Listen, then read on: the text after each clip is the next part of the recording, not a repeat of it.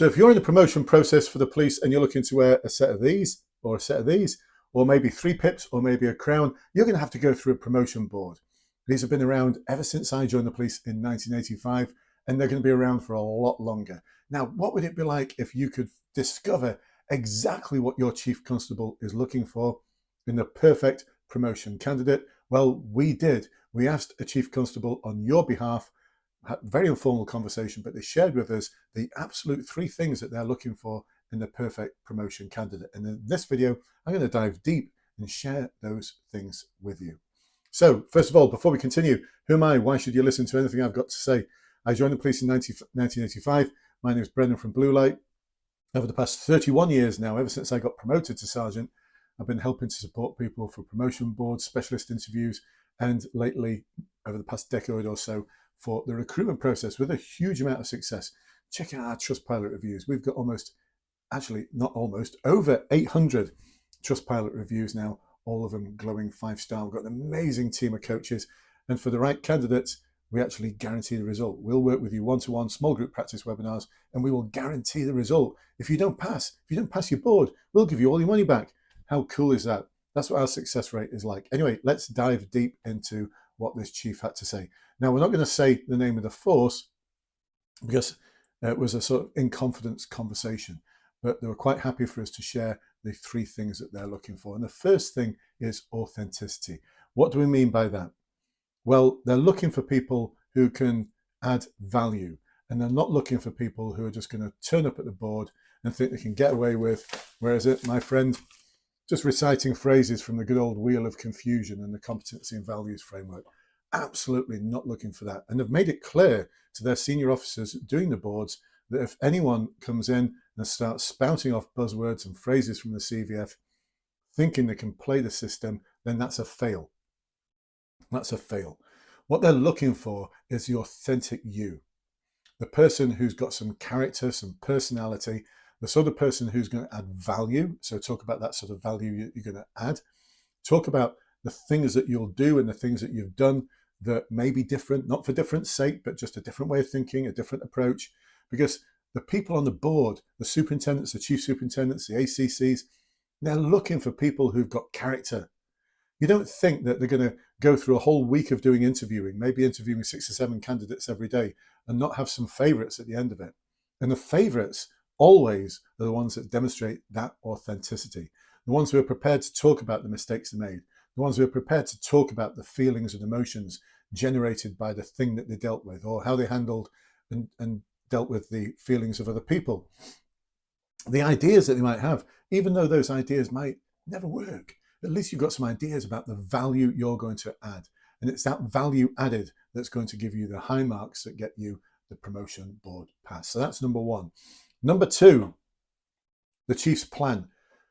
Do you know the chief's plan? Now, when people join our academy program, one of the first things that I ask them, or our coaches ask them in the roadmap call that we have, is, so tell me all about the chief's plan.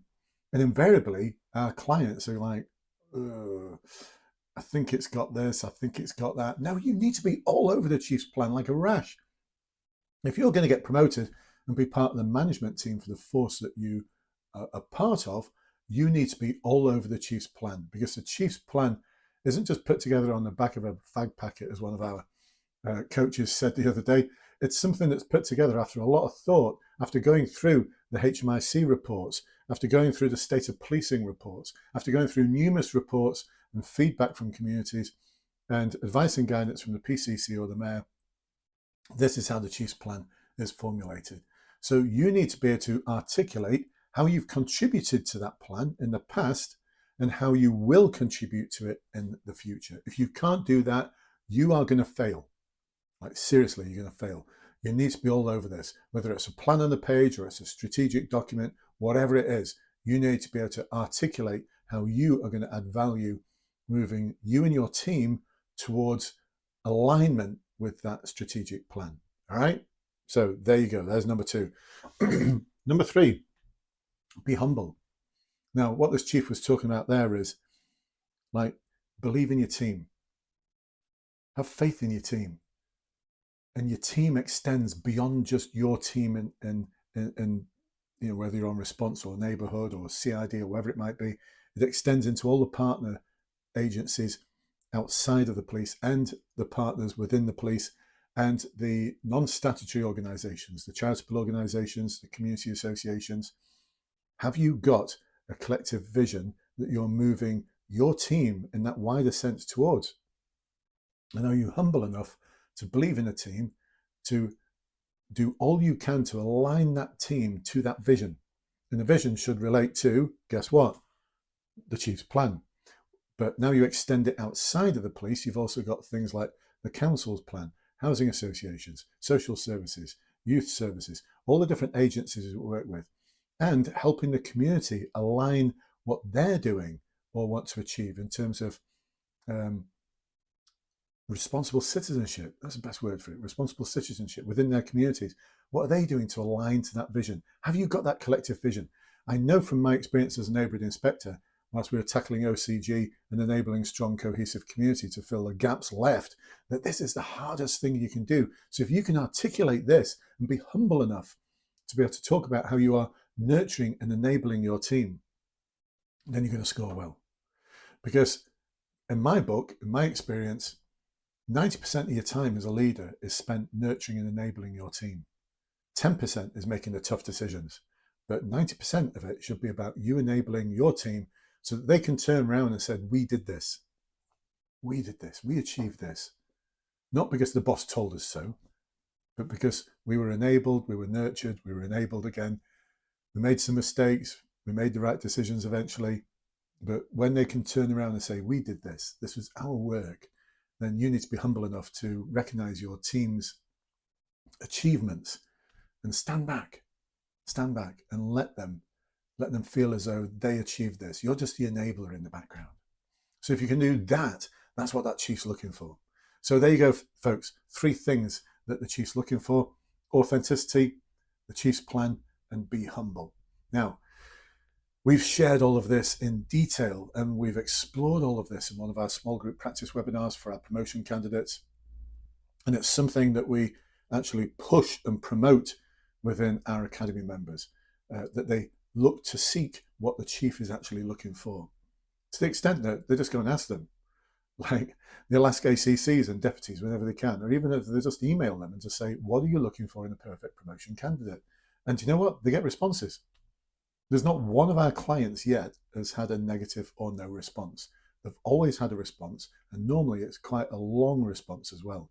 So it gives you a clue as to what's in the mindset of your chief officers. Because whether you agree with it or not, if you're going to be a sergeant, you're going to be an inspector, you're going to be a chief inspector, superintendent, you're part of the management team. And you need to align with what your chiefs are looking for if you want to get that precious promotion.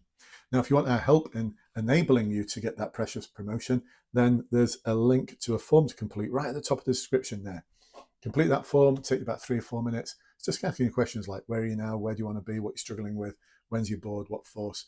And we will reach out to you and arrange a discovery call. It's a sort of 45-minute call where we can actually explore those issues and see if you're a good fit for the academy. And also at the same time, you can see whether we're a good fit for you. And if it works out both ways, join our academy and we will guarantee the result. If you don't pass, we'll give you money back. There's no conditions other than don't pass, we'll give you money back. That's it. That's it. Make it right, nice and simple for you. But our success rate is such that we can enable that promise. So hopefully this has been useful for you. I'd love to see you in our academy program. And if not, well, I'll see you on another video. And if I do, it's going to be great. We'll see you soon. Bye-bye for now.